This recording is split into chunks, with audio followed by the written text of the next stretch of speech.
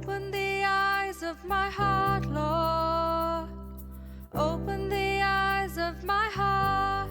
I wanna see you.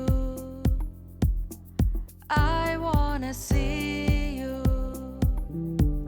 To see you high and lifted up, shining in the light of your glory. To pour out your power and love as we sing, holy, holy, holy.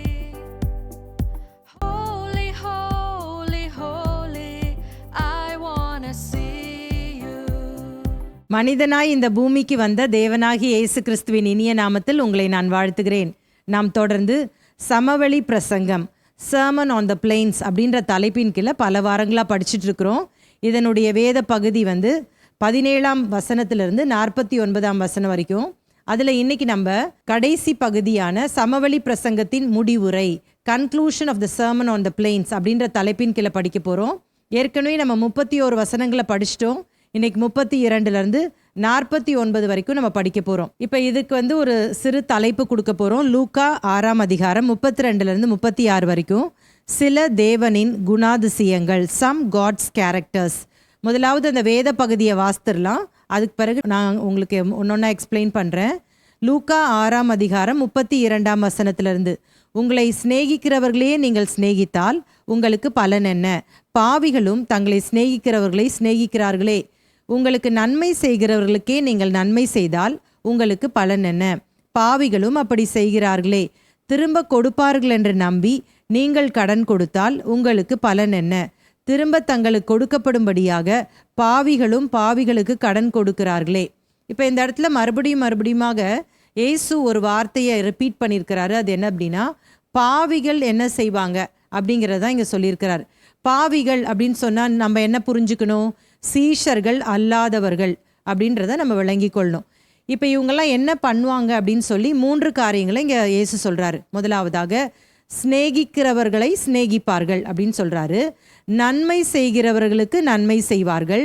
மூன்றாவதாக திரும்ப கொடுப்பார்கள் என்று நம்பி கடன் கொடுப்பார்கள். So இந்த 3 விஷயங்களும் உங்களை சுற்றி இருக்கிற மற்ற ஜனங்கள், சீஷர் அல்லாதவர்கள் செய்வாங்க அப்படிங்கிறத சொல்கிறார்.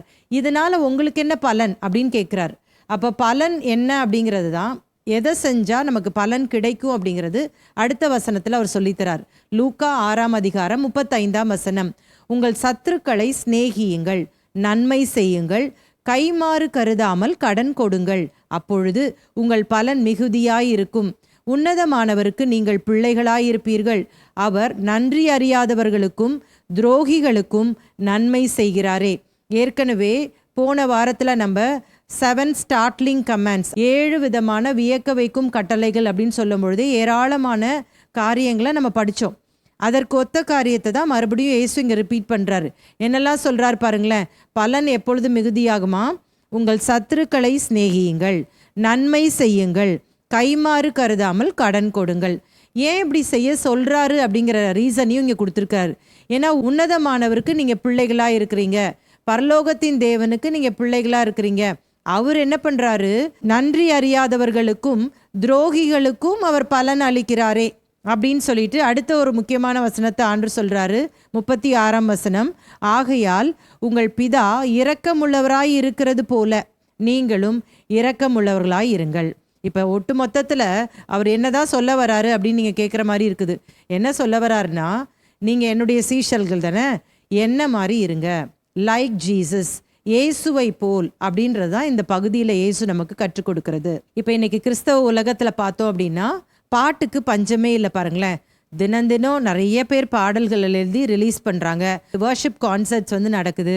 பெரிய பெரிய கூட்டங்கள், பேரின்ப பெருவிழா, அற்புத பெருவிழா, விடுதலை பெருவிழா, அப்புறம் தீர்க்க தரிசன கூட்டங்கள், நிறைய கான்ஃபரன்சஸ், இது எல்லாமே நடக்க தான் செய்து பாருங்களேன். ஆனால் இன்னைக்கு என்ன இல்லை, என்ன குறைந்து கொண்டிருக்கிறது அப்படின்றத நம்ம பார்க்கும் பொழுது இயேசுவை போல பெரும்பாலானோர் வாழ்வதில்லை அப்படின்றத நம்ம ஏற்றுக்கொண்டு தான் ஆக வேண்டும். அப்படின்னா நான் என்ன சொல்ல வரேன்னா, நம்முடைய நடைமுறை வாழ்க்கையில் இயேசுவை போல பேசுகிறோமா, இயேசுவை போல செயல்படுகிறோமா? இல்லை, அதுதான் ஆண்டவர் இங்கே எதிர்பார்க்கிற விஷயம். ஆண்டவர் என்ன சொல்றாரு, சீஷர்களே நான் இரக்கமுள்ளவராய் இருப்பது போல நீங்களும் இரக்கமுள்ளவராய் இருங்க அப்படின்னு சொல்லும் பொழுது, ஆண்டவர் அவருடைய குணமான அந்த இரக்கத்தை, அவருடைய குணமான அந்த சத்ருவை சிநேகிப்பதை, அவருடைய குணமான கைமாறு கருதாமல் கொடுப்பதை, இப்படிப்பட்ட நல்ல குணங்கள் தன்னுடைய சீஷர்களுக்கு இருக்க வேண்டும் என்று சொல்லி கற்றுக் கொடுத்திருக்கிறார். இதெல்லாம் இன்னைக்கு ஒரு மறக்கப்பட்ட ஒரு சத்தியமாகவே இருக்கிறது பாருங்களேன். நிறைய பேர் இந்த வேத பகுதியை எடுத்து படிக்கிறதே இல்லை. அப்படியே படித்தாலும் அப்படியே ஃபாஸ்ட்டாக படிச்சுட்டு போயிடுவாங்க. ஆனால் ஆண்டவராகிய இயேசு கிறிஸ்து நம்மக்கிட்டேருந்து எக்ஸ்பெக்ட் பண்ணுற விஷயம் என்னென்னா, நீ என்னை போல மாறு. இயேசு கிறிஸ்துவோட வருகை அதிசீக்கிரமாக இருக்கிறது. ஆண்டவர் யாரை தம்முடைய ராஜ்யத்தில் சேர்த்து கொள்ள போகிறார் அப்படின்னு சொன்னால், தம்முடைய மணவாட்டியாகிய சபையை என்று சொல்லி சொல்லப்பட்டிருக்கிறது. மணவாட்டி எப்படி இருக்கணும்? இயேசு மாதிரியே இருக்கணும். பாருங்களேன், இயேசுவை போல மாறி இருக்கிறவங்கள தான் இயேசு கிறிஸ்து அந்த நாளிலே எடுத்துக்கொள்வார் என்பதை நாம் மறந்து போகக்கூடாது. இந்த சமவெளி பிரசங்கம் அப்படின்னு சொல்லும் பொழுது, இதில் நீங்கள் கவனமாக படிக்கும் பொழுது, ஜெபம் பண்ணுவது எப்படி, உபவாசம் இருப்பது எப்படி, கூட்டங்களை நடத்துவது எப்படி, பிரசங்கிப்பது எப்படி, பிசாசுகளை ஓட்டுவது எப்படி, தீர்க்க தரிசனங்களை சொல்லுவது எப்படி அப்படின்ற விஷயத்தை இங்கே ஒன்று கூட சொல்லலை. பாருங்களேன், இங்கே அதிமுக்கியமாக என்ன காரியத்தை சொல்கிறார் அப்படின்னா, ஒருவரோடு ஒருவர் அந்த உறவுகளிலே சரியாக இருக்க வேண்டும் என்று ஏராளமான காரியங்களை நமக்கு கற்றுக் கொடுக்கிறார். நான் ஏற்கனவே நம்ம பாடங்களை நான் உங்களுக்கு சொல்லி கொடுத்துருக்கிறேன். ஒரு மனிதன் உறவுகளுக்கு முக்கியத்துவம் கொடுக்காவிட்டால் அவன் வாழ்வதே வீண் என்று சொல்லி நான் சொல்லியிருக்கிறேன். ஆண்டவராகிய இயேசு கிறிஸ்து மலை பிரசங்கத்தை கற்றுக் கொடுக்கும் பொழுது கூட, மலை பிரசங்கத்தில் கிட்டத்தட்ட 30 வசனங்கள் உறவுகளை பற்றி சொல்லி கொடுக்குறார் பாருங்களேன்.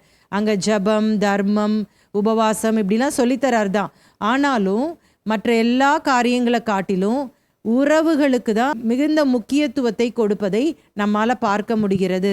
ஆண்டவர் சொல்றாரு, ஒருவன் பலிபீட தண்டையிலே காணிக்கையோடு வருகிறான் என்றால் அவன் பேரிலே அவனுடைய சகோதரனுக்கு குறை உண்டானால் காணிக்கையை பலிபீடத்திலே வைத்துவிட்டு முன்பு போய் தன் சகோதரனோடு கூட ஒப்புரவாகிவிட்டு பின்பு வந்து காணிக்கையை செலுத்த கடவன் என்று சொல்லியிருக்கிறார். அப்போ ஆண்டவருக்கு காணிக்கை முக்கியம் அல்ல.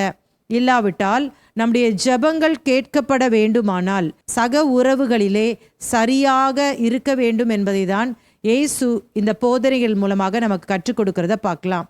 இன்னைக்கு நம்ம இயேசுவை போல மாற ஆசையா ஆண்டவர்கிட்ட கேட்க போகிறோம். இந்த பிரசங்கத்தினுடைய இறுதியில், ஆண்டவரே உம்மை போல மாற்றும், உம்முடைய குணாதிசயங்களை எனக்குள்ள தாரும் என்று சொல்லி கேட்கலாமா? அடுத்த பகுதிக்கு போயிடலாம். லூக்கா 6ஆம் அதிகாரம் 37 45 வரைக்கும் சில முக்கிய சட்டங்கள், சம் இம்பார்ட்டன்ட் லாஸ். இப்படி சொல்லும் பொழுது இந்த பகுதியில் ஒரு முக்கியமான காரியத்தை ஆண்டு சொல்லித்தரார் பாருங்களேன். அது என்ன தெரியுமா? குற்றவாளி என்று தீர்க்காதே, டூ நாட் ஜட்ஜ் அப்படின்னு சொல்லியிருக்கார். லூக்கா 6ஆம் அதிகாரம் 37ஆம் வசனம், மற்றவர்களை குற்றவாளிகள் என்று தீர்க்காதிருங்கள், அப்பொழுது நீங்களும் குற்றவாளிகள் என்று தீர்க்கப்படாதிருப்பீர்கள். மற்றவர்களை ஆக்கினைக்குள்ளாகும்படி தீர்க்காதிருங்கள், அப்பொழுது நீங்களும் ஆக்கினைக்குள்ளாக தீர்க்கப்படாதிருப்பீர்கள். விடுதலை பண்ணுங்கள், அப்பொழுது நீங்களும் விடுதலை பண்ணப்படுவீர்கள். இந்த இடத்துல இயேசு கிறிஸ்து ரொம்ப தெளிவாக தம்முடைய சீஷர்களுக்கு என்ன சொல்றாருன்னா, மற்றவர்களை குற்றவாளிகளாக தீர்க்காதிருங்கள். இந்த வசனத்தை நான் வாசிக்கும் பொழுது ஒன்றை நான் சொல்லிதான் ஆக வேண்டும். இன்றைக்கு பலவிதமான பாவங்களை செய்து கொண்டு இந்த வசனத்தை சுட்டி காட்டி, நீங்களாம் எங்களை ஒன்றும் நியாயம் தீர்க்கக்கூடாது, தேவன் தான் எங்களை நியாயம் தீர்ப்பார், அப்படிதான் பைபிள் சொல்லுது, மற்றவங்களை குற்றவாளியாக தீர்க்காதே என்று சொல்லி பெரும்பாலான பாவம் செய்கிற கிறிஸ்தவர்கள் இந்த வசனத்தை தவறாக பயன்படுத்துகிறார்கள் என்பதை நாம் அறிந்து கொள்ள வேண்டும். இந்த பகுதியை நம்ம வாசிக்கும் பொழுது இயேசு குற்றவாளிகளாக தீர்க்காதிருங்கள் அப்படின்னு சொல்லி சொல்றார். அதாவது நியாயம் தீர்க்காதீங்க அப்படின்னு சொல்லி சொல்றாரு. ஆனால் அதே நேரத்தில் சீஷர்கள் பேக்கு மாதிரி இருக்காதீங்க, நீங்கள் பகுத்தறிவோடு கூட நடந்து கொள்ளுங்க அப்படின்றதையும் சொல்கிறாருன்றதை நம்ம விளங்கி கொள்ளணும். ஏன்னா பின்வரும் வசனங்களை வாசிக்கும் பொழுது இயேசுதான் சொல்கிறாரு, நல்ல மரம் நல்ல கனிகளை கொடுக்கும், கெட்ட மரம் கெட்ட கனிகளை கொடுக்கும், அந்தந்த கனியினால் நீங்கள் அறிந்து கொள்ள முடியும் என்று சொல்லி சொல்லப்பட்டிருக்கிறது. இன்னும் மலை பிரசங்கத்தை சொல்லி கொடுக்கும் பொழுது நான் உங்களுக்கு சொல்லி கொடுத்தேன், கள்ள தீர்க்கதரிசிகளையும் கள்ள போதகர்களையும் எப்படி அறிந்து கொள்ள முடியும்? தம்முடைய சீஷர்களுக்கு இயேசு கற்றுக் கொடுத்தார் தெரியுமா? அவருடைய கனிகளால் அவர்களை அறிந்து கொள்ளுவீர்கள், அவர்கள் ஆட்டுத்தோலை போர்த்து கொண்டு வருவார்கள், நீங்கள் தான் ஐடென்டிஃபை பண்ணணும் அப்படின்றத சொல்லி கொடுத்துருக்காரு. அப்போது இந்த இடத்துல ஒட்டுமொத்தமாக பாவம் செய்கிறவர்களை ஒன்றுமே சொல்லக்கூடாது, நம்ம வாட்டுக்கு நம்ம வேலையை பார்க்கணும் அப்படின்றது இயேசுடைய காரியம் அல்ல. என்ன சொல்ல வராருன்றத கொஞ்சம் கொஞ்சமாக உங்களுக்கு நான் விளக்கி சொல்கிறேன் பாருங்களேன். சிலர் மற்றவர்களை ஏன் குற்றம் சாட்டுவாங்க அப்படின்னு சொன்னால், அவங்க ஆவிக்குரிய வாழ்க்கையில் வளர வளர அவங்களுக்குள்ளேயே ஒரு பெருமை வந்துடும். நான் எல்லாத்துலேயுமே கரெக்டாக இருக்கிறேன் அப்படின்னு சொல்லி நினச்சிக்கிட்டு மற்றவங்களை எல்லாரையுமே அவங்க பாயிண்ட் அவுட் பண்ணி குற்றப்படுத்துவாங்க. அப்படிப்பட்ட காரியங்களை செய்யக்கூடாது என்று சொல்லி ஆண்டவர் இந்த இடத்துல சொல்கிறத பார்க்கலாம். அப்போது என்ன சொல்கிறாருன்னா, மற்றவர்களை நீங்கள் குற்றவாளிகளாக தீர்க்காதிருங்கள், நீங்கள் கொஞ்சம் வாயை மூடிக்கிட்டு இருங்க, ஷட் அப் யுவர் மவுத் அப்படின்றது தான் ஆண்டவர் இங்கே சொல்லுற காரியம். இப்போ பழைய ஏற்பாட்டில் ஒரு புத்தகத்தை நம்ம படிக்கிறோம். அந்த புத்தகத்தினுடைய பெயர் நியாயாதிபதிகள், ஜட்ஜஸ். இதில் கிட்டத்தட்ட 15 நியாயாதிபதிகள் அந்த ஜனங்களை நியாயம் விசாரித்தார்கள் என்று சொல்லி நம்ம பார்க்கிறோம். இவங்கெல்லாம் தானாக எழும்பினவர்கள் அல்ல, இவர்கள் தேவனால் நியமிக்கப்பட்டவர் என்பதை நம்மால் புரிந்து கொள்ள முடிகிறது. ஒரு வசனத்தை உங்களுக்கு வாசித்து காட்டுறேன். நியாயாதிபதிகள் 2ஆம் அதிகாரம் 18ஆம் வசனம். கர்த்தர் அவர்களுக்கு நியாயாதிபதிகளை எழும்ப பண்ணுகிற போது கர்த்தர் நியாயாதிபதியோடே கூட இருந்து அந்த நியாயாதிபதியின் நாட்களில் எல்லாம் அவர்கள் சத்துருக்களின் கைக்கு அவர்களை நீங்களாக்கி ரட்சித்து வருவார். அப்போ ஒரு காரியத்தை வெளியில் கொண்டு ஜனங்களுக்கு சொல்லுகிற காரியத்தையும் ஆண்டவர் தான் ஏற்படுத்துகிறார் அப்படிங்கிறத நம்ம நினைவில் வச்சுக்கணும்.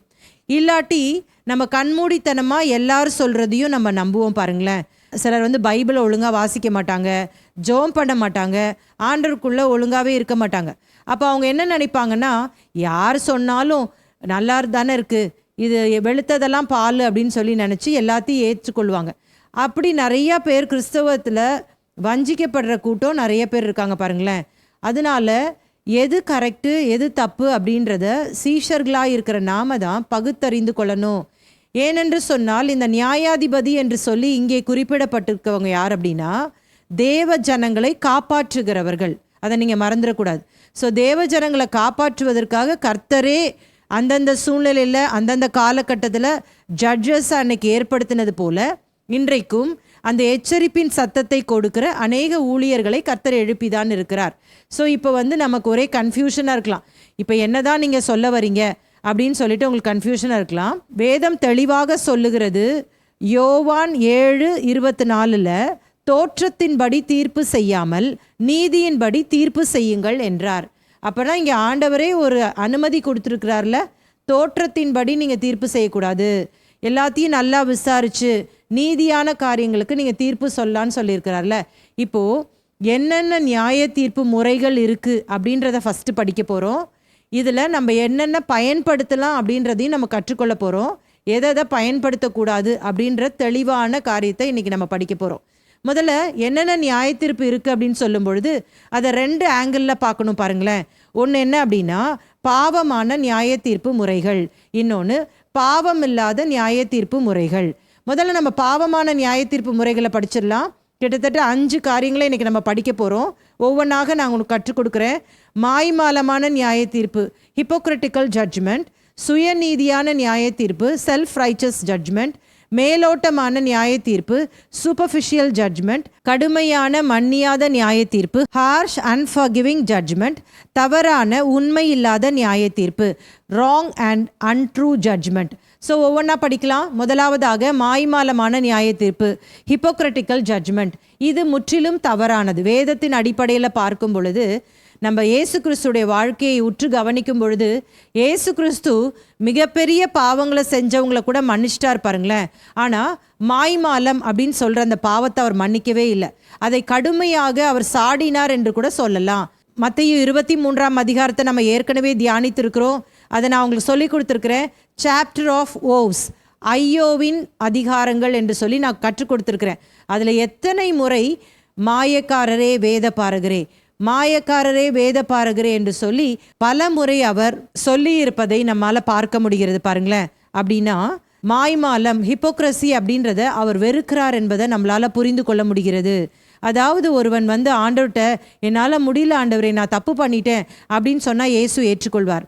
அதே நேரத்தில் நான் தப்பே பண்ணல அப்படின்னு ஆக்ட் பண்ணுறவங்கள ஆண்டவர் ஒரு நாள் அக்செப்ட் பண்ணிக்கவே மாட்டார் பாருங்களேன். கையும் களவுமாக பிடிக்கப்பட்ட விபச்சார ஸ்திரியை பார்த்து சொல்கிறாரு, போ இனி நீ பாவம் செய்யாதே அப்படின்னு சொல்லி சமாதானத்தோடு அனுப்புகிறவர் மாய்மாலம் செய்து கொண்டிருந்த அந்த மத போதகர்கள், வேத பாரகர்கள், பரிசேயர்கள் இவர்களுக்கு 8 விதமான நியாய தீர்ப்பை கொடுத்ததை தான் நாம் தியானித்திருக்கிறோம். இவங்க என்ன பண்ணுவாங்க அப்படின்னு சொன்னா, இவங்களே இந்த தப்பை பண்ணிக்கிட்டு நல்லா ஆக்ட் பண்ணிட்டு மற்றவங்களை குற்றம் சாட்டுவாங்க. அவங்க பேர் தான் மாய்மாலமான நியாயம் தீர்க்கிறவர்கள். ரோமர் 2:1 அப்போஸ்தலனாகிய பவுல் இப்படியாக எழுதுகிறார், மற்றவர்களை குற்றவாளியாக தீர்க்கிறவனே, நீ யாரானாலும் சரி, போக்கு சொல்ல உனக்கு இடமில்லை. நீ குற்றமாக தீர்க்கிறவைகள் எவைகளோ அவைகளை நீயே செய்கிறபடியால் நீ மற்றவர்களை குறித்து சொல்லுகிற தீர்ப்பினாலே உன்னை தானே குற்றவாளியாக தீர்க்கிறாய். ரொம்ப தெளிவாக இங்க பவுல் எழுதுகிறார், நீங்களே இந்த குற்றத்தை செஞ்சுட்டு அதெல்லாம் ஒண்ணுமே செய்யாத மாதிரி ஏன் இப்படி ஆக்ட் பண்றீங்க? சிலர் பார்த்தா ஆவிக்குரியவர்கள் மாதிரி வெளியில் காட்டுவாங்க. முழு பூசணிக்காவையுமே மறைச்சிக்கிட்டு ஒன்றுமே தெரியாதவங்க மாதிரி மற்றவங்களை குற்றம் சாட்டிகிட்டு இருக்கிறவங்கள நிறைய பேரை நான் மீட் பண்ணியிருக்கேன்.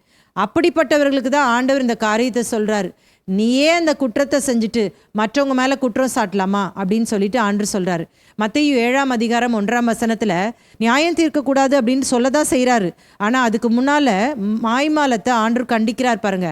மத்தேயு 6 தர்மம் செய்யும்போது, ஜெபம் பண்ணும்போது, உபவாசிக்கும் போது நீ மாய்மாலமா மற்றவர்கள் பார்க்கிற விதத்துல நீ செய்யாத. நீயோ ஜெபம் பண்ணும் பொழுது, நீயோ உபவாசிக்கும் பொழுது, நீயோ தர்மம் செய்யும் பொழுது அப்படின்னு சொல்லித்தரார் பார்த்தீங்களா? அதாவது என்ன சொல்றாருன்னா, நீ மாய்மாலம் பண்ணாத அப்படின்றது தான் ஆண்டவர் அங்க சொல்லுகிற காரியம். 2வது விதமான நியாய தீர்ப்பு என்ன? சுய நீதியான நியாய தீர்ப்பு, செல்ஃப் ரைச்சஸ் ஜட்ஜ்மெண்ட். இது என்ன அப்படின்னு சொன்னா, இவங்களை ஈஸியாக நம்மளால் ஐடென்டிஃபை பண்ண முடியும் பாருங்களேன். இவங்களுக்கு பயங்கர பெருமை இருக்கும். இவங்க பேர் தான் சுயநீதிக்காரர்கள். முக்கியமாக நம்முடைய கிறிஸ்தவ உலகத்தில் இந்த சுயநீதிக்காரர்களை, லீகலிஸ்ட் பீப்புள், இவங்களை எப்படி ஐடென்டிஃபை பண்ணலாம் அப்படின்னு சொன்னால், சயின்ஸ் ஆஃப் அ லீகலிஸ்ட் அப்படின்னு கூட நம்ம சொல்லலாம். முதலாவதாக அவங்க என்ன பண்ணுவாங்கன்னா, வேதத்தில் உள்ள சத்தியங்களை முழுவதுமாய் புரிந்து கொள்ளாமல் ஒரு குறிப்பிட்ட காரியத்தை மட்டும் எடுத்துக்கிட்டு, இல்லாட்டா ஒரு குறிப்பிட்ட பிரசங்கியார் சொல்கிறத மட்டும் எடுத்துக்கிட்டு, நான் பிடிச்ச முயலுக்கு 3 காலுன்னு சாதிப்பாங்க. இவங்க பேர் தான் சுயநீதிக்காரர்கள். இவங்களுக்கு இன்னொரு அடையாளம் சொல்கிறேன் பாருங்களேன். நாங்கள் தான் வேதத்தின்படி சரியாக நடக்கிறோம், இந்த குறிப்பிட்ட விஷயத்தை பிடிச்சிப்பாங்க, நாங்கள் தான் இதில் கரெக்டாக இருக்கிறோன்னு சொல்லிட்டு அவங்கள சுற்றி இருக்கிற மற்ற எல்லா கிறிஸ்தவர்களையும் குற்றம் சாட்டி கொண்டே இருப்பார்கள், நியாயம் தீர்த்து கொண்டே இருப்பார்கள். இவங்களுக்கு வேற எந்த வேலையுமே கிடையாது பாருங்களேன். பைபிளில் எனக்கு எல்லாமே தெரியும்னு நினச்சிக்கிட்டு அவங்க தப்பு, இவங்க தப்பு, இவங்க சரி கிடையாது, அவங்க சரி கிடையாதுன்னு சொல்லிட்டு இன்னைக்கு சோஷியல் மீடியாவை கையில் எடுத்துக்கிட்டு அவங்க வேலையை ஆரம்பிச்சிட்டாங்க. அப்போது இவர்கள் பேர் தான் சுயநீதிக்காரர்கள், லீகலிஸ்டிக் பீப்புள் அப்படின்னு நம்ம சொல்லிடலாம். அடுத்ததாக இவங்களுடைய இன்னொரு அடையாளத்தை நான் சொல்கிறேன் பாருங்களேன். அதாவது சும்மா குறை சொல்ல மாட்டாங்க, சும்மா நியாயம் தீர்க்க மாட்டாங்க. அவங்களுக்கு கோபம் வரும் பாருங்க, அப்படி கோபம் வரும், அப்படியே கடுகடுன்னு மூஞ்ச வச்சுக்குவாங்க, யாரை பார்த்தும் சிரிக்கவே மாட்டாங்க. ஆனால் அவங்களுக்குள்ள நல்லா அழகாக சிரித்து நல்ல ஒரு கான்வர்சேஷன் போகும். ஆனால் மற்றவங்களை பார்த்தாலே அவங்களுக்கு பிடிக்கவே பிடிக்காது. இது ஒரு அடையாளம், அவர்கள் ஒரு சுயநீதிக்காரர்கள் அப்படின்றதுக்கு அடையாளம். இன்னொரு அடையாளம் என்னன்னா, கிருபையை மிஸ்யூஸ் பண்ணுவாங்க. இவங்க தங்களுக்கு வந்த கிருபையை அவங்க மிஸ்யூஸ் பண்ணிட்டு அவங்க சொல்லிட்டே இருப்பாங்க. என்ன சொல்லுவாங்கன்னா, 100 வாட்டி சொல்லிடுவாங்க, விசுவாசத்தினாலே கிருபையை கொண்டு நாங்கள் ரட்சிக்கப்பட்டிருக்கிறோம், இது எங்களால் உண்டானதல்ல, தேவனுடைய ஈவு, எங்களால் உண்டானதல்ல, தேவனுடைய சொல்லிகிட்டே இருப்பாங்க. ஆனால் நடைமுறை வாழ்க்கையில் அவருடைய கிருபையை சார்ந்திருக்க மாட்டாங்க, நாங்கள் தான் கரெக்ட் அப்படின்ற பெருமையோடே வாழ்வார்கள். வேதம் சொல்லுகிறது யாக்கோபு 4:6 அவர் அதிகமான கிருபையை அளிக்கிறாரே, ஆதலால் தேவன் பெருமை உள்ளவர்களுக்கு எதிர்த்து நிற்கிறார், தாழ்மை உள்ளவர்களுக்கோ கிருபை அளிக்கிறார் என்று சொல்லி இருக்கிறது. இந்த வசனத்தை அவங்க படிச்சிருக்கவே மாட்டாங்கன்னு தான் நினைக்கிறேன். ஏன்னா ஆண்டவர் சொன்ன ஒரு குறிப்பிட்ட விஷயத்தை மட்டும் பிடிச்சிட்டு அப்படியே தொங்கிட்டு இருப்பாங்க.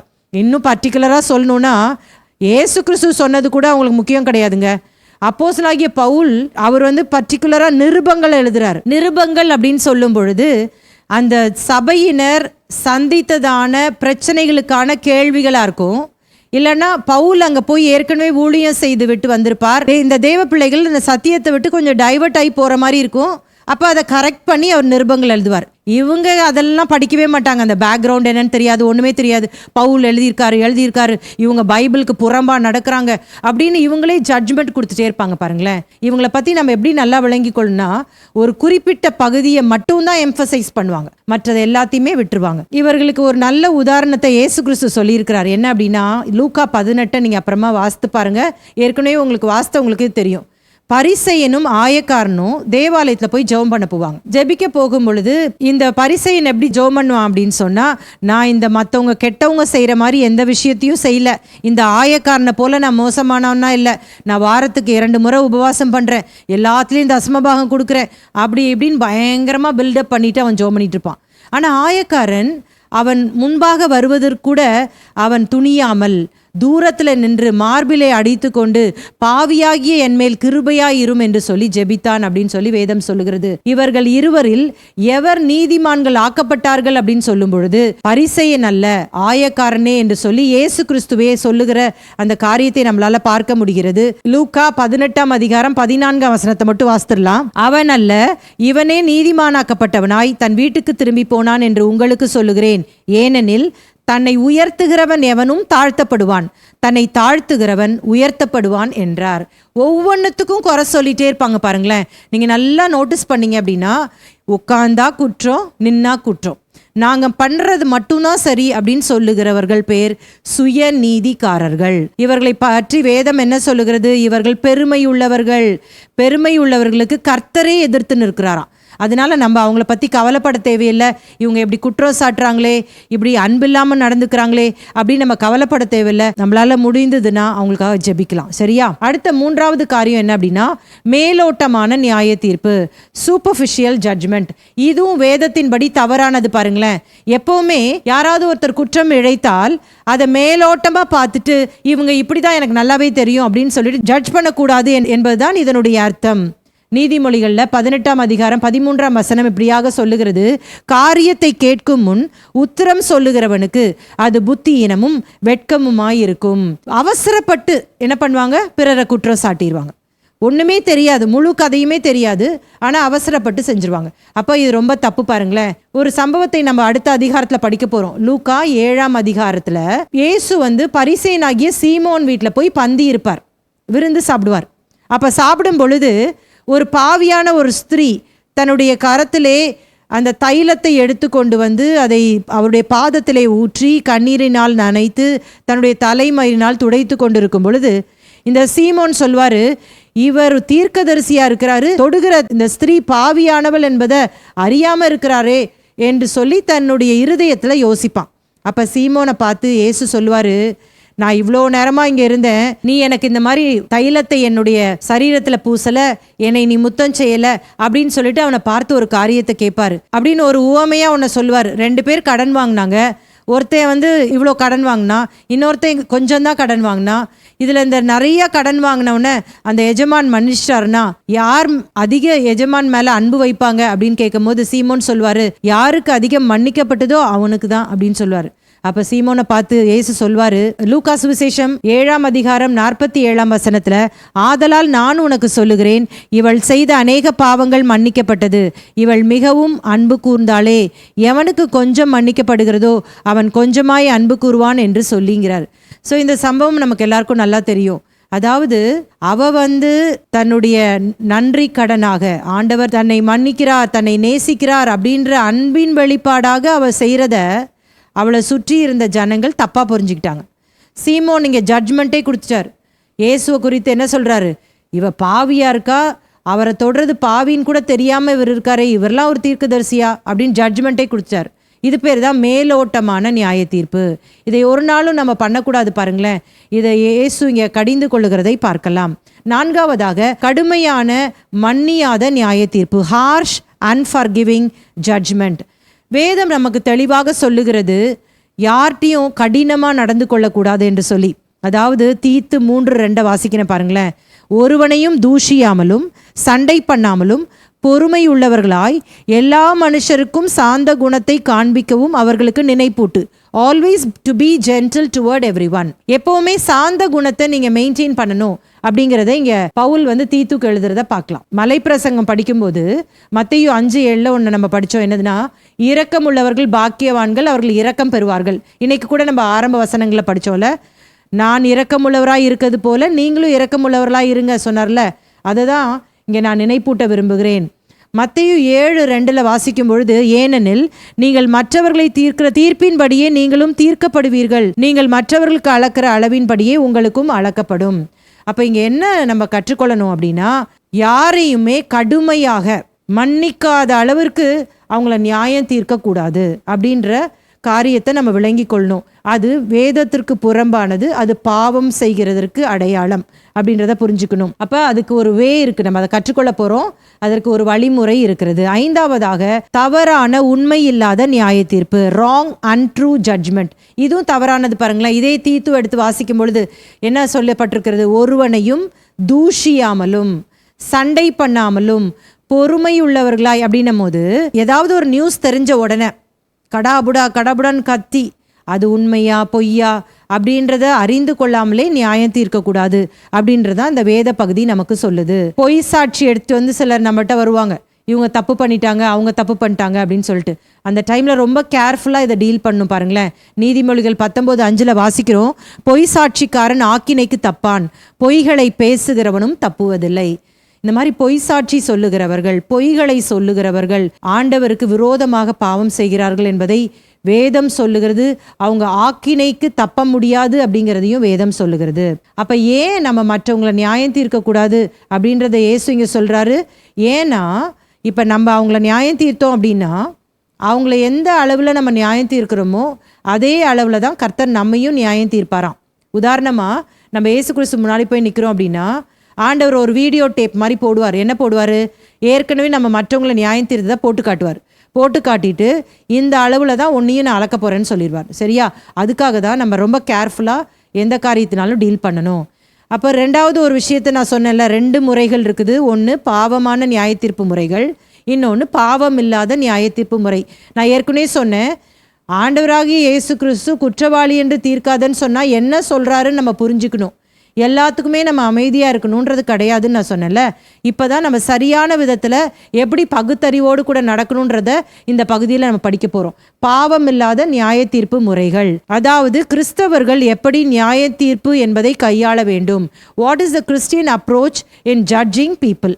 இதற்கு பெஸ்ட் ஒரு வசனம் என்ன தெரியுமா? கலாத்தியர் 6:1, சகோதரரே, ஒருவன் யாதொரு குற்றத்தில் அகப்பட்டால், நல்ல கவனமா அந்த ஒவ்வொரு வார்த்தையும் நீங்க தனித்தனியா எடுத்து பாருங்க. சகோதரரே, ஒருவன் யாதொரு குற்றத்தில் அகப்பட்டால் ஆவிக்குரியவர்களாகிய நீங்கள் நல்ல அண்டர்லைன் பண்ணிக்கோங்க, சாந்தமுள்ள ஆவியோடே அப்படிப்பட்டவனை சீர்பொருந்த பண்ணுங்கள், நீயும் சோதிக்கப்படாதபடிக்கு உன்னை குறித்து எச்சரிக்கையாயிரு. நீங்க யோவான் ஸ்நானனுடைய வாழ்க்கையை உற்று கவனித்து பாருங்கள். இந்த யோவான் ஸ்நானன் மனம் திரும்புதலை குறித்து பிரசங்கம் பண்ணார். அவருடைய ராஜாவா இருந்த அந்த ஏரோது அந்திப்பா தன்னுடைய சகோதரன் பிலிப்புவின் மனைவியை தன்னுடைய மனைவியாக எடுத்துக்கிட்டான். இப்போ இந்த யோவான் ஸ்நானனுக்கு இதெல்லாம் தேவையா அப்படின்னு நம்ம சொல்லலாம். என்னன்னா, இவன் பாட்டுக்கு யூதர்களை பார்த்துட்டு பிரசங்கம் பண்ணிட்டு போக வேண்டியதானே, தேவையில்லாம ராஜா செஞ்ச பாவத்தை கடிந்து கொள்றான் அப்படின்னு தான் மனிதர்கள் சொல்லுவாங்க. ஆனா யோவான் ஸ்நானன் அவர் பாவம் செய்யும் பொழுது அதை கடிந்து கொள்ளுகிறான் என்று சொல்லி வேதம் சொல்லுகிறது. அதுபோல கிறிஸ்தவ உலகத்திலே பாவங்கள் செய்கிறவர்களை அப்படியே கண்டும் காணாமல் இருக்கக்கூடாது. உதாரணமாக, ஒரே சபையில நீங்க இருக்கிறீங்க, இன்னொரு சகோதரனோ இன்னொரு சகோதரியோ இன்னொரு வாலிப பிள்ளையோ ஏதாவது பாவம் செய்தால் எப்படி நம்ம கையாளணும் பைபிளில் நம்ம கற்றுக்கொண்டிருக்கிறோம். மத்தேயு 18 மறந்துடாதீங்க. அவர்களுக்கு போய் சாந்தத்தோடு எடுத்து சொல்லுங்க, ஏமா இது செய்கிறது தப்பு, பைபிள் பிரகாரம் இப்படி பண்ணக்கூடாது, நீங்கள் இது தவறு, ஆண்டவருடைய சித்தத்துக்கு ஒப்பு கொடுங்க, ஆண்டவருக்கு கீழ்ப்படிங்க அப்படின்னு சாந்தத்தோடே நீங்கள் ஆவிக்குரியவர்களாக பிஹேவ் பண்ணுங்க. அப்படி அவங்க கேட்கல அப்படின்னா இன்னும் 2 பேரை கூட்டிகிட்டு போய் அதை விசாரிங்க. அப்படியும் கேட்கலன்னா சபைக்கு அறிவிங்க. அப்பொழுது அவர்கள் உங்களுக்கு அந்நியானிகளைப் போல அந்நியர்களைப் போல இருப்பார்கள். இதுதான் நம்ம கையாள வேண்டிய விஷயம். பாருங்களேன், ஏன் சடார்னு ஒருத்தவங்க மேலே குற்றம் சாட்டக்கூடாது அப்படின்னா, ஒருவேளை நம்ம குற்றம் சாட்டுறது தப்பாக கூட இருக்கலாம். ஒருத்தர் யாரோ தப்பு பண்ணுறாங்க அப்படின்ற சந்தேகம் உங்களுக்கு இருக்குது. நீங்கள் தலைமைத்துவ பொறுப்பிலே இருக்கிறீர்கள். இல்லைன்னா நீங்கள் பெற்றோராக அதை கேட்டுட்டு இருக்கிறீங்க, யாரோ உங்கள் பிள்ளையை பற்றி ஒரு குற்றத்தை வைக்கிறார்கள். அப்படி குற்றத்தை வைக்கும் பொழுது நீங்கள் என்ன செய்யணும் அப்படின்னா 2 ஆங்கிளில் யோசிக்கணும். ஒன்று என்னென்னா, அவங்க வேணும்னே என் பிள்ளை மேலே குற்றம் சாட்டுறாங்களா, இல்லாட்டா உண்மையாகவே நடந்துதா அப்படின்றத பார்க்கணும். ஊழியம் செய்கிறவங்களுக்கும் அதுதான், சபையில் இருக்கிறவங்களுக்கும் அதுதான். இப்போ நமக்கு தெரியுது அவங்க ஏதோ தப்பு பண்ணுற மாதிரி தெரியுது, ஆனால் எக்ஸாக்டாக என்னன்னு தெரியல. அப்போ உடனடியாக அவர்களை நாம் குற்றவாளிகள் என்று தீர்க்கக்கூடாது. இது பைபிள் படி தப்பு. இது அதுக்கு டைம் கொஞ்சம் ஆகும், சரிங்களா? இமீடியட்டா அவங்க தப்புன்னு சொல்லாம கொஞ்சம் அவங்கள நம்ம என்ன செய்யணும், நம்மளுடைய கஸ்டடிக்குள்ள வைக்கிற மாதிரி அவங்கள வாட்ச் பண்ணிட்டே இருக்கணும். அவங்க என்ன பண்றாங்க, யார்கிட்ட பேசுறாங்க, எப்படி பிஹேவ் பண்றாங்க அப்படின்றத தேவனுடைய ஒத்தாசையோடு கூட நீங்க போவீர்கள் என்று சொன்னால் கர்த்தர் நிச்சயமாகவே உங்களுக்கு வெளிப்படுத்தி காட்டுவார். தமிழ்லயே ஒரு பழமொழி இருக்கு பாருங்களேன், பல நாள் திருடன் ஒரு நாள் அகப்படுவான். எவ்வளோ நாள் தாங்க ஒருத்தவங்க ஏமாத்திட்டு இருக்க முடியும்? கண்டிப்பா ஒரு நாள் என்ன பண்ணுவான், வெளியில தெரிஞ்சுதானே ஆகும். அதே மாதிரி தான் இது. ஆனாலும் நீங்க சரியான எவிடன்ஸ் உங்களுக்கு கிடைக்கிற வரைக்கும் அந்த பர்டிகுலர் நபரை நீங்க என்ன பண்ணக்கூடாது, குற்றவாளிகள் என்று சொல்லி தீர்க்க கூடாது. அப்படி குற்றவாளிகள் என்று தீர்க்கிறதுக்கு ஒரு விதத்தை நான் சொல்லி கொடுக்குறேன் பாருங்களேன். ஆங்கிலத்தில் 2 வேர்டு இருக்கு. ஒன்று என்னன்னா கண்டம், இன்னொன்று கரெக்ஷன். கண்டம்னா என்னன்னா கண்டனம் தெரிவிக்கிறது, கரெக்ஷன்னா திதல் செய்வது, சரி செய்வது. இந்த 2 வார்த்தையும் நீங்கள் ஞாபகம் வச்சுக்கணும். 2த்துக்குமே ஒரு உதாரணம் கொடுக்குறேன் பாருங்களேன். இப்போ நம்ம பிள்ளைங்களை ஏங்க கண்டிக்கிறோம்? அந்த பிள்ளைகளுடைய நன்மைக்காக, அவங்க நல்லா வாழணுன்றதுக்காக தான் நம்ம என்ன செய்கிறோம், கண்டிக்கிறோம். ஸோ இவங்க நாசமாக போகணும், இவங்க உருப்படவே கூடாது அப்படின்னு எந்த பெற்றோருமே நினைப்பதில்லை. அப்போ அதுதான் கரெக்ஷன், அதுதான் திருத்தம் செய்தல், சரி செய்தல். இன்னொன்று இருக்கு, அது என்னதுன்னா கண்டம் பண்றது. இதற்கு ஒரு உதாரணம் சொல்லிட்டா, ஒரு கட்சி இன்னொரு கட்சியை கண்டம் பண்ணுவாங்கல்ல, இவன் ஒண்ணுமே உருப்படி இல்லை, நான் தான் எல்லாத்துலேயும் கிரேட்டன் பண்ணுவாங்க பார்த்தீங்களா? அதை தான் இங்கே இயேசு கிறிஸ்து செய்யக்கூடாதுன்னு சொல்றார். குற்றவாளிகள் என்று மற்றவர்கள் தீர்க்கக்கூடாதுன்னு சொல்றாரு பார்த்தீங்களா? அதாவது நீ ஒருத்தனை முற்றிலுமா கண்டம் பண்ணி ஒதுக்கி கட்டிடாத, அவன் எதுக்குமே லாய்க்கில்லைன்னு சொல்லிடாத. டைம் கொடு அவன் மனம் திரும்புறதுக்கு. அவன்கிட்ட பேசிட்டியா, அது வேலை செய்யணும் அவனுக்குள்ள.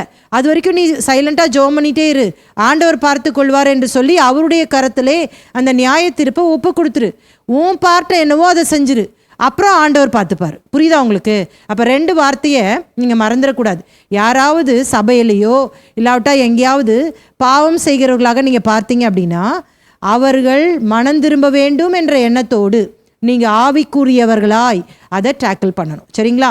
அப்போ என்ன பண்ணணும், அவங்கள்ட்ட போய் அவங்க பாவத்தை எடுத்து சொல்லணும். அவங்கள கண்டம் பண்ணுறதுக்கு இல்லை, கரெக்ட் பண்ணுறதுக்கு. அப்போ அதுக்கு டைம் வேணும். அப்போ அவங்கக்கிட்ட நீங்கள் விசாரிக்கணும், இந்த மாதிரி கேள்விப்பட்டனே, இந்த மாதிரி நடந்துச்சா, இப்படி நடந்துச்சா. அப்போ அவங்களே உண்மையை ஒத்துக்கொண்டார்கள் என்று சொன்னால் ஃபர்தராக நம்ம ஆக்ஷன்ஸ் எடுக்கலாம். இப்போ அவங்க பொய் சொல்கிறாங்க அப்படின்னா நம்ம என்ன பண்ண முடியும், அவங்களுக்குள்ளேயா போய் பார்க்க முடியும்? சிலர் என்ன பண்ணுவாங்க தெரியுமா, சிலர்கிட்ட பேசும்போது அவங்க மேலே ஃபுல் தப்பு இருக்கும். அவங்க மேலே தப்பு இருக்கிறத மறைக்கிறதுக்காக மற்றவங்க மேலெலாம் தப்பு சொல்லுவாங்க. நிறைய வாட்டி நான் அந்த காரியத்தை அனுபவிச்சிருக்கேன் பாருங்களேன். அவங்க சரி கிடையாது, இவங்க சரி கிடையாது, இவங்களால தான் அப்படி நடந்துச்சு, அவங்க மேல பயங்கர குற்றம் இருக்கும். இன்னொரு காரியத்தையும் நான் சந்திச்சிருக்கேன். என்ன அப்படின்னா, அவங்கள நம்ம குற்றம் சாட்டிட்டோம்னா பயங்கரமா கத்துவாங்க. எப்பா இவங்களுக்குள்ள இவ்வளோ இருக்கா, இப்படி சண்டை போடுறாங்க, இவ்வளோ வாய்ஸ் ரேஸ் பண்ணி பேசுறாங்க, நம்ம வயசு கூட மரியாதை கொடுக்க மாட்டேங்கிறாங்க அப்படின்னு நம்ம யோசிப்போம். அப்படின்னா அவங்க ஏதோ சிக்கல்ல மாட்டிருக்காங்கன்னு அர்த்தம். அதனால பொறுமையா இருப்போம். கர்த்தர் சரியான நேரத்துல அவர்களை விடுதலை செய்து கொண்டு வர வேண்டும் என்று சொல்லி ஜெபிக்க வேண்டும். அப்போ முக்கியமான ஒரு விஷயம் என்னன்னா, நம்ம தீர விசாரித்து அதிகாரப்பூர்வமான காரியங்கள் நமக்கு தெரிந்தால் ஒழிய, இல்லாவிட்டால் அவர்களை ஏற்றுக்கொண்டால் ஒழிய அவர்களை நாம் எந்த காரியத்திலும் குற்றப்படுத்தக்கூடாது. அப்படி நம்ம செய்வோம் என்று சொன்னால் அது வேதத்திற்கு புறம்பானது என்பதை நாம் விளங்கிக் கொள்ள வேண்டும். நம்மளால ஒண்ணுமே முடியலையா, கர்த்தருடைய கரத்துல கொடுத்துட்டு பொறுமையாய் காத்திருக்க வேண்டும். அடுத்த வசனம், இதை தொடர்ச்சியான ஒரு வசனம். ஆண்டவர் என்ன செய்யணும்னு சொல்லியிருக்காருன்னு பாருங்களேன். லூக்கா 6ஆம் அதிகாரம் 38ஆம் வசனம். கொடுங்கள், அப்பொழுது உங்களுக்கும் கொடுக்கப்படும், அமுக்கி குலுக்கி சரிந்து விழும்படி நன்றாய் அளந்து உங்கள் மடியிலே போடுவார்கள். நீங்கள் எந்த அளவினால் அளக்கிறீர்களோ அந்த அளவினால் உங்களுக்கும் அளக்கப்படும் என்றார். இந்த வசனத்தை நிறைய வாட்டி நம்ம கேட்டிருப்போம்ல. நிறைய இடங்கள்ல பப்ளிக் மீட்டிங்ஸ்ல கூட எல்லாரும் காணிக்கை டைம்ல அந்த ஊழியக்காரங்க சொல்லுவாங்க, என்ன சொல்லுவாங்கன்னா, எல்லாரும் காணிக்கை கையில எடுத்து வச்சுக்கோங்க, நிறைய கர்த்தருக்காக கொடுங்க, ஏன்னா வேதம் சொல்லுகிறது கொடுங்கள் அப்பொழுது உங்களுக்கு கொடுக்கப்படும், அமுக்கி குலுக்கி சரிந்து விழும்படி கர்த்தர் உங்களை மடியிலே அளந்து போடுவார் அப்படின்னு சொல்லியிருப்பாங்க. ஆனால் நம்ம எப்போவுமே வேதத்தை படிக்கும் பொழுது கான்டெக்ஸ்ட்டை மறக்கவே கூடாது. பாருங்களேன், சூழமையை மறக்கவே கூடாது. இந்த சூழமையை இப்போ நம்ம படிச்சுட்டு இருக்கிறோம். என்ன சூழமை? ஒருவரை நியாயம் தீர்க்கிற முறைகள்.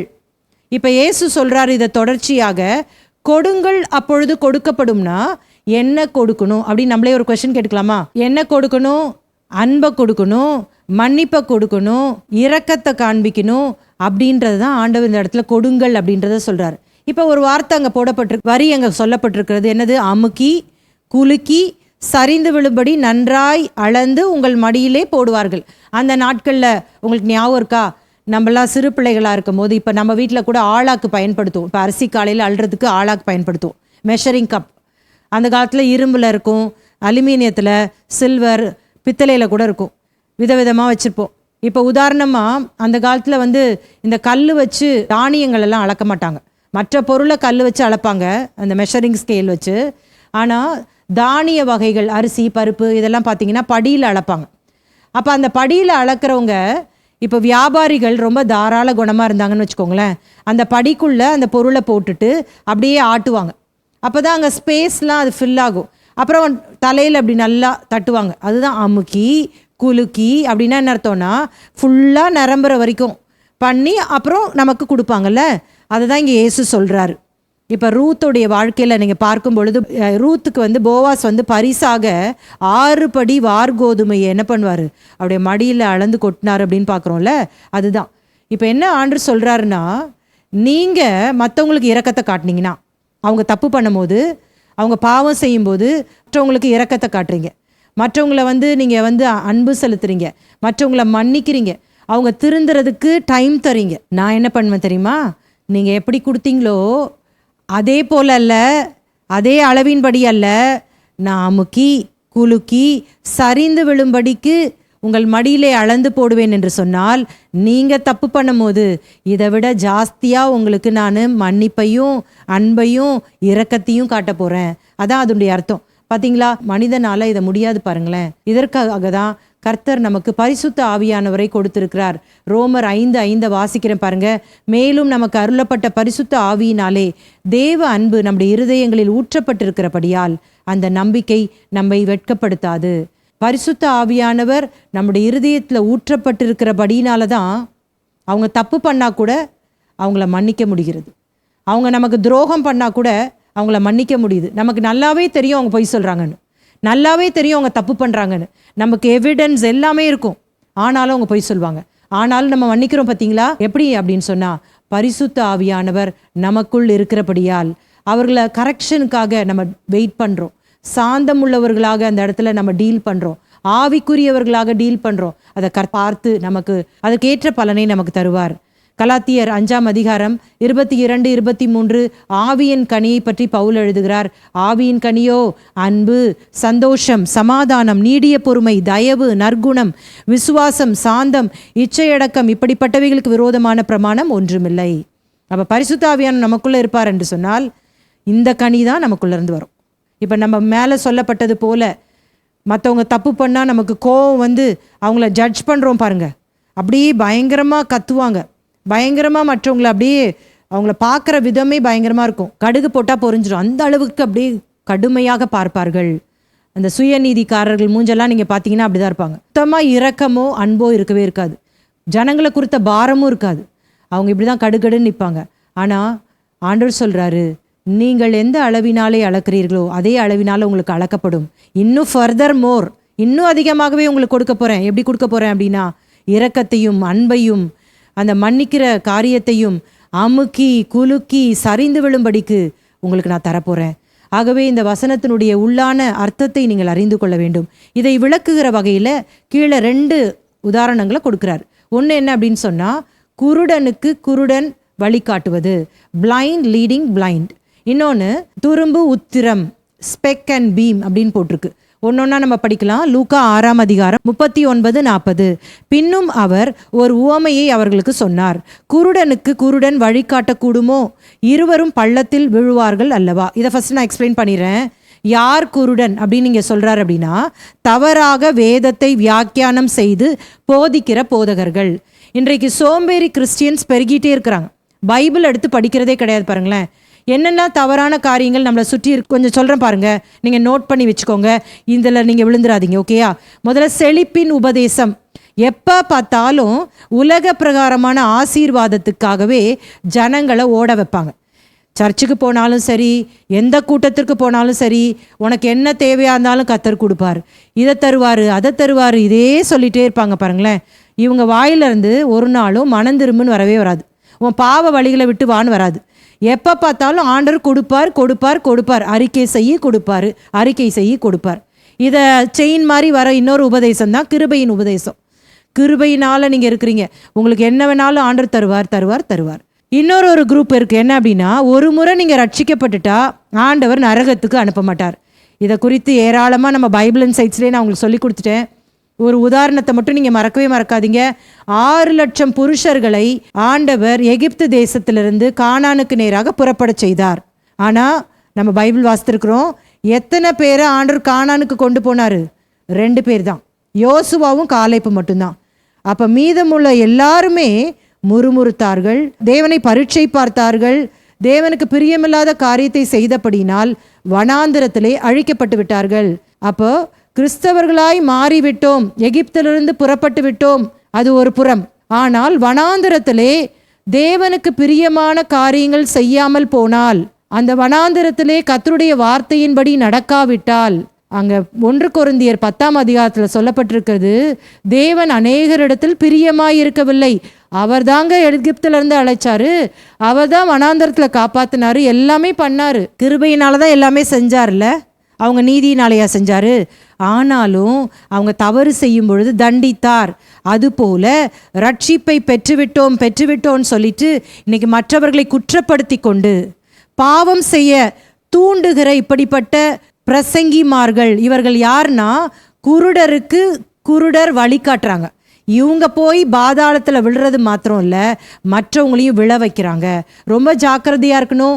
நான் உன்னை சொல்லுவேன் பாருங்க, மற்றவங்களுக்காக உங்களுடைய விலையேற பெற்ற ரட்சிப்பை ஒரு நாள் இழந்து போயிடாதீங்க. தயவுசெய்து இதை ஞாபகத்தில் வைத்து கொள்ளுங்க. இப்படிப்பட்ட கள்ள உபதேசக்காரர்கள் என்ன பண்ணுவாங்க தெரியுமா? ஒன்றை மாத்திரமே முக்கியப்படுத்தி பேசுவாங்க. அப்போ நமக்கு நல்லா புரிஞ்சிடும், ஒன்றை மட்டுமே அவங்க முக்கியப்படுத்தி பேசினாங்கன்னா அதுதான் அவங்க பாவம் செய்கிறதுக்கு சாத்தான் விரிக்கிறதான வலை என்பதை அறிந்து கொள்ளணும். பைபிளில் எவ்வளோ இருக்கும், எல்லாத்தையும் விட்டுருவாங்கங்க. ஒரே ஒரு இதை சொல்லிகிட்டே இருப்பாங்க, அரைச்ச மாவையே அரைச்சிட்ருப்பாங்க. அப்போ ஜாக்கிரதையாக இருக்கணும். இவர்கள் தான் குருடர்கள் என்று சொல்லி நாம் விளங்கி கொள்ள வேண்டும். இன்னொரு குரூப் இருக்காங்க. அவங்க யாருன்னா, கனி இல்லாமல் வரங்கள் மட்டுமே அவங்க ப்ராக்டிஸ் பண்ணுவாங்க. கனியை டோட்டலாக விட்டுருவாங்க. கனினா நீங்கள் மறந்துடக்கூடாது, நம்ம நிறைய பேர் கனினா என்ன நினைக்கிறோன்னா ஒரு ஆத்துமான்னு நினைக்கிறோம். கனி அது கிடையாது, ஆவியின் கனி. இப்போ நம்ம வாஸ்தவம் பாருங்கள், அன்பு, சந்தோஷம், சமாதானம், இதான் கனி. இந்த கனியை தான் ஆவியானவர் ரட்சிக்கப்படும் பொழுது நமக்கு கொடுக்குறார். இதற்கு நம்ம இடம் கொடுத்தோன்னா அது நல்லா வெளியில் தெரிகிற மாதிரி ஆண்டவர் நம்மளை வளர செய்வார். ஆனால் இதை டோட்டலாக விட்டுட்டு வரங்களை மட்டுமே அவர்கள் எம்பசைஸ் பண்ணி அதற்கு மட்டுமே அவர் முக்கியத்துவம் கொடுத்து அதை எக்ஸசைஸ் பண்ணிகிட்டே இருப்பாங்க. தனிப்பட்ட வாழ்க்கையில் பார்க்கும் பொழுது பயங்கர மோசமான ஒரு வாழ்க்கை வாழ்வாங்க. ஆனால் வெளியில் பார்த்தா ஒரே தீர்க்க தரிசனம் தான், ஒரே பேய் ஓட்டுறது தான் வேலை, அற்புதம் செய்கிறது தான் வேலை. ஒரு நாளும் இப்படிப்பட்ட காரியங்களை நம்ம ஏமாந்து போயிடக்கூடாது. கனிகளால் ஒருத்தனை நம்ம ஜட்ஜ் பண்ணணும்னு இயேசு கிறிஸ்து தான் நம்ம கற்றுக் கொடுத்துருக்காரு பாருங்களேன். அப்போ இப்படிப்பட்ட பிரசங்கிமார்கள் வரங்களை மட்டும் எம்பசைஸ் பண்ணிட்டு கனிக்கு முக்கியம் கொடுக்காதவங்கள நம்ம குருடர் என்று சொல்லி அழைக்கலாம். அடுத்தது, சபை கட்டிடம் கிடையாது, அதனால் சபைக்கு போக வேண்டிய அவசியம் இல்லை. ஏன்னா இப்போ பவுல் சொல்கிறாரு, நீங்களே தேவனுடைய ஆலயமாக இருக்கிறீர்கள், அதனால் கட்டடமே தேவையில்லை அப்படின்னு சொல்லி ஒரு குரூப். இன்னொரு குரூப் என்னென்னா, பழைய ஏற்பாடு மாதிரி பெரிய பெரிய கட்டடத்தை கட்டி கோடி கோடியாக அதில் கொட்டி கட்டடத்தை கட்டி வச்சுருக்காங்க. ஸோ இதில் தான் நமக்கு ஒரு பேலன்ஸ் தேவைப்படுது. கண்டிப்பாக சபை கூடி வருதல் உண்டு. எபிரேயர் 10:25 வாசிக்கும் பொழுது, சபை கூடி வருதலை சிலர் விட்டு விடுகிறது போல நீங்களும் விட்டு விடாதபடிக்கு ஒருவருக்கொருவர் புத்தி சொல்லுங்கள்னு சொல்லப்பட்டிருக்கு.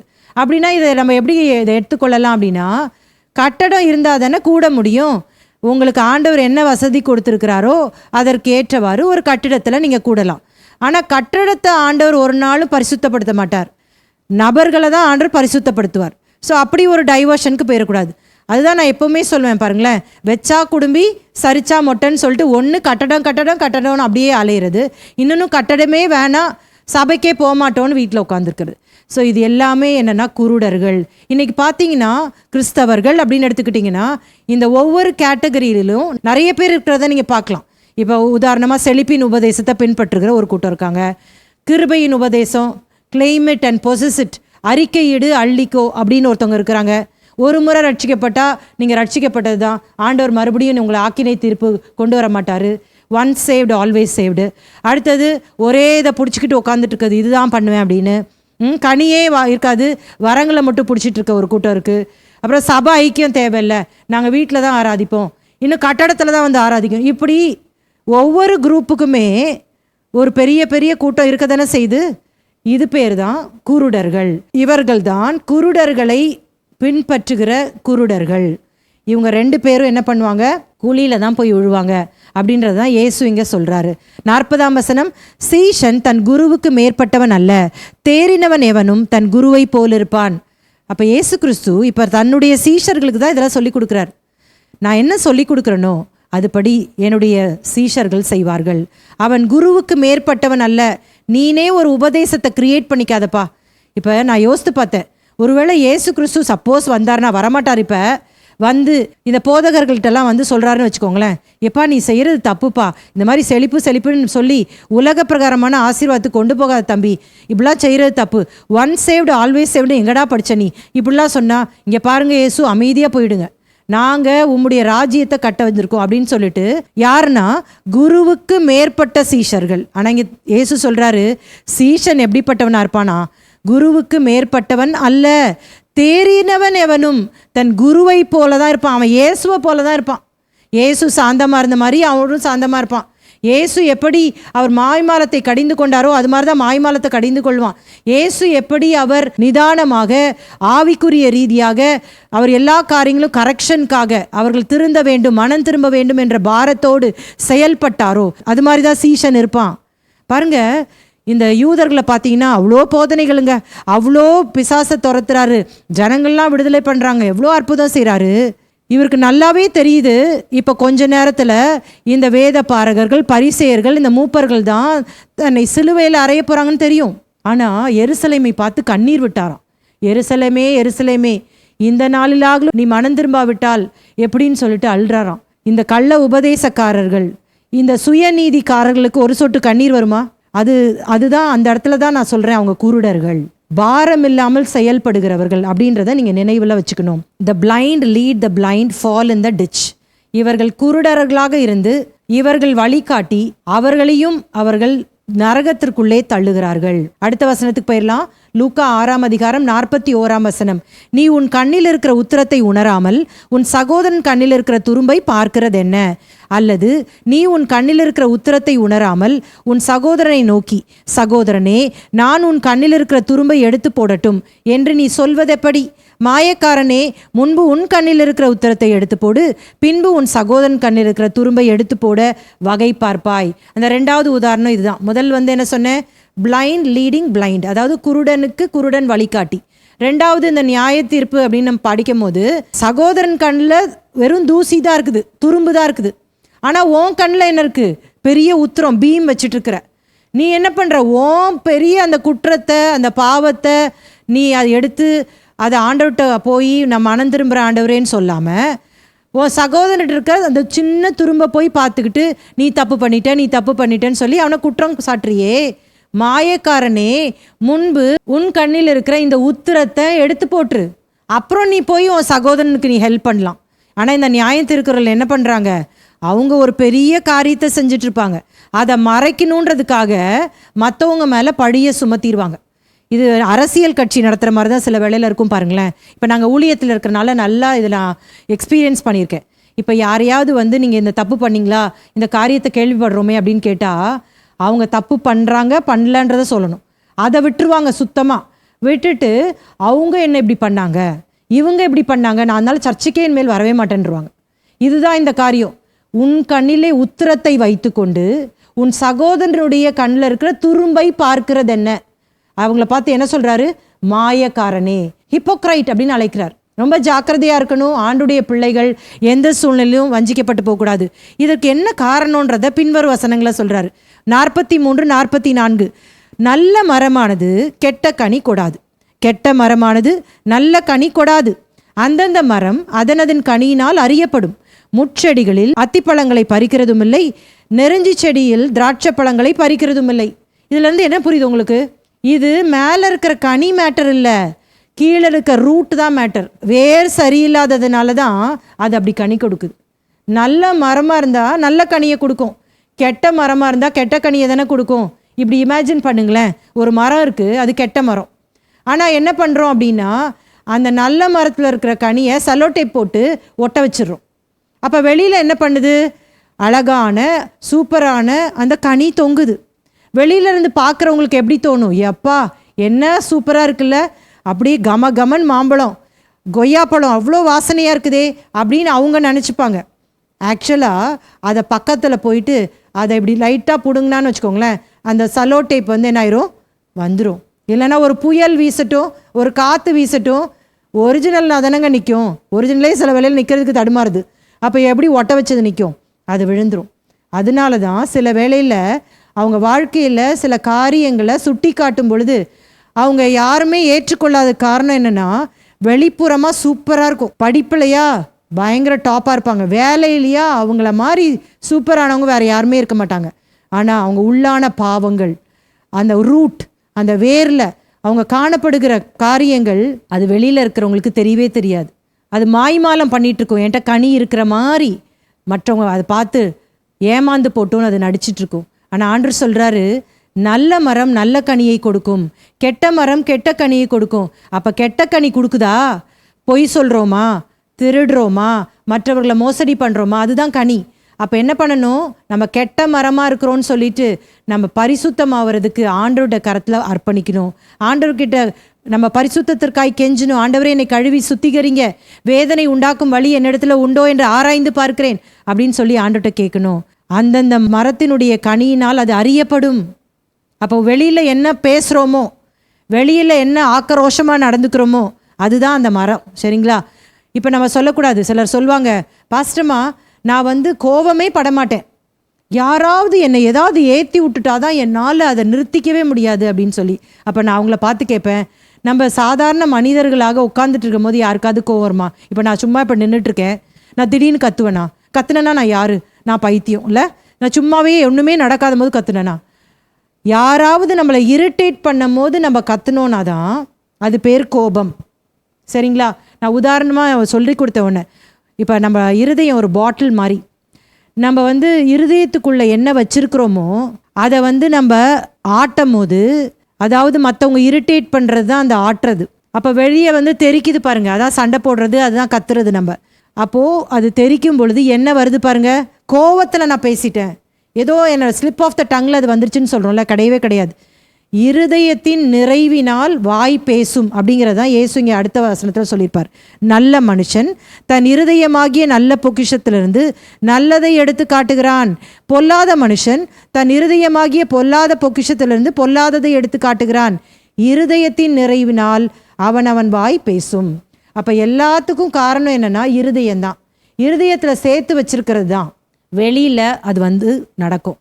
நம்ம நல்லா பாட்டு பாடலாம், நல்லா பிரசங்கம் பண்ணலாம், நல்லா பெரிய பெரிய காரியங்களை ஆண்டவருக்காக செய்கிறோன்னு நினச்சிக்கலாம். ஆனால் இப்படிப்பட்ட சூழலிலே நம்ம எப்படி நடந்து கொள்ளுகிறோம் என்பது தான் மிக முக்கியமான காரியம். பிறர் நம்மை குற்றம் சாட்டும் போது கூட எப்படி நடந்துக்கணும்னு நான் சொல்லி கொடுத்துருக்குறேன். குற்றம் சாட்டும் பொழுது உண்மையாகவே அந்த குற்றம் நான் செஞ்சேன் அப்படின்னா நம்ம பொறுமையாக இருந்து, நம்ம ஆவிக்குரியவர்களாக இருந்தால் பொறுமையாக அதை சீர்தூக்கி பார்க்கணும். அவங்க சொல்கிற குற்றம் சரிதானா? அப்படி நம்ம செஞ்சுருந்தோன்னா என்ன பண்ணணும்? மனம் திரும்பிடணும். நம்ம செய்யலைன்னா என்ன பண்ணணும்? ஆண்டவரே நான் குற்றம் செய்யலைன்னு உமக்கு தெரியும், அவங்களுக்கு நீங்கள் வெளிப்படுத்துங்க, என்னை நீர் ஆண்டவரே இந்த பாதையில் போவதற்கு எனக்கு சகிப்புத்தன்மையை தாங்க அப்படின்னு தான் ஆவிக்குரிய பிள்ளைகளாக நடந்துக்கணுமே தவிர, இவங்க நம்மளை குற்றம் சாட்டிட்டாங்க, எப்படியாச்சு இவங்களை மடக்கி நம்ம பேசிடணும் அப்படின்னு திட்டம் பண்ணுறவங்க ஆவிக்குரியவர்கள் அல்ல. இதுதான் வந்து வேதம் சொல்லுது. என்ன சொல்லுது? இருதயமானது மகா கேடுள்ளதும் திருக்குள்ளதுமாய் இருக்கிறது. இருதயத்துக்குள்ளே என்ன இருக்குதோ அதுதான் வாய் பேசுது. ஸோ வேற செக் பண்ணணும் அப்படின்னு ஆண்டவர் சொல்கிறார். கடைசி பகுதிக்கு போயிடலாம். லூக்கா 6ஆம் அதிகாரம் 46 49 வரைக்கும். சீஷர்களின் அடித்தளம் வார்த்தை, ஃபவுண்டேஷன் ஆஃப் டிசைபிள்ஸ் வேர்ட். ஃபாஸ்ட்டாக இதை வாசித்தரலாம், அப்புறம் நான் எக்ஸ்பிளைன் பண்ணுறேன். லூக்கா 6ஆம் அதிகாரம் 46-47. என்னை ஆண்டவரே ஆண்டவரே என்று நீங்கள் சொல்லியும் நான் சொல்லுகிறபடி நீங்கள் செய்யாமற் போகிறதென்ன?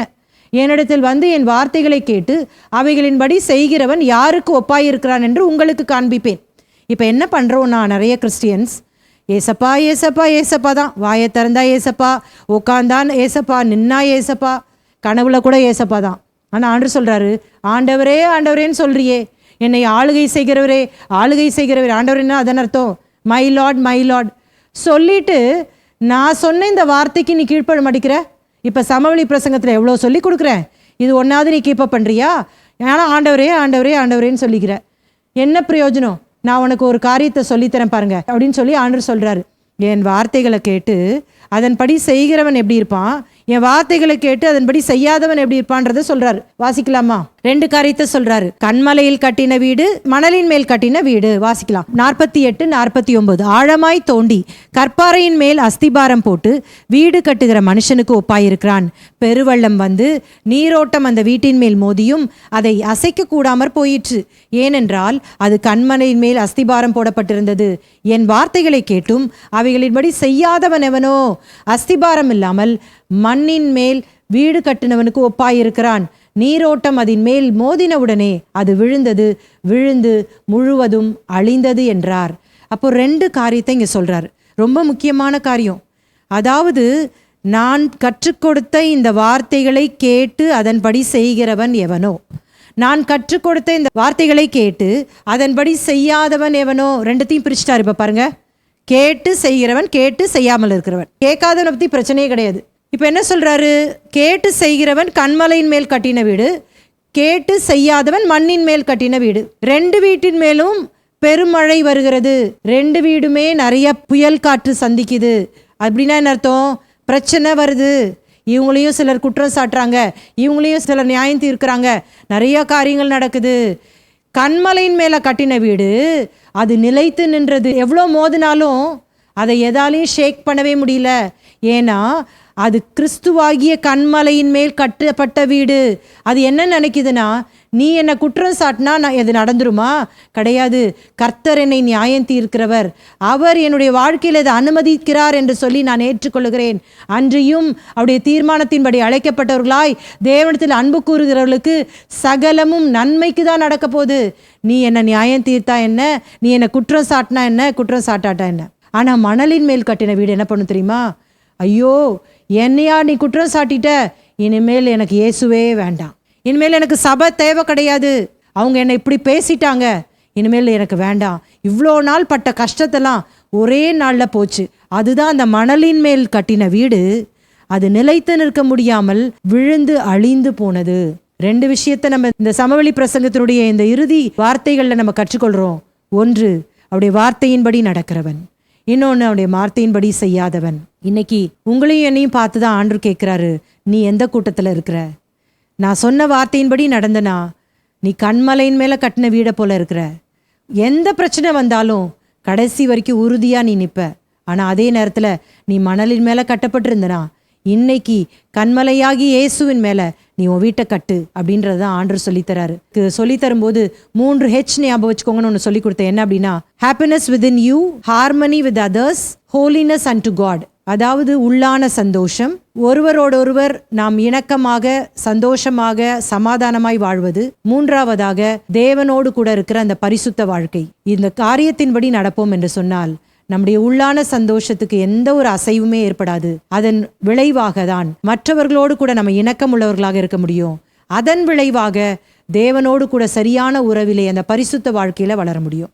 இந்த காரியத்தை நீங்க தியானிங்க.